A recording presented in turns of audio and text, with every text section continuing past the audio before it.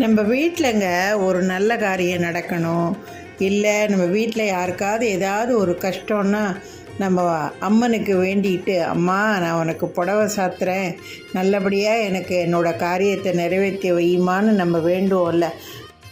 அந்த மாதிரி வேண்டும் பொழுது அம்மனுக்கு எந்த நேரத்தில் புடவை சாத்தினா நம்ம காரியங்கள் வெற்றியாக முடியுன்றதை தெரிஞ்சுக்கோங்க.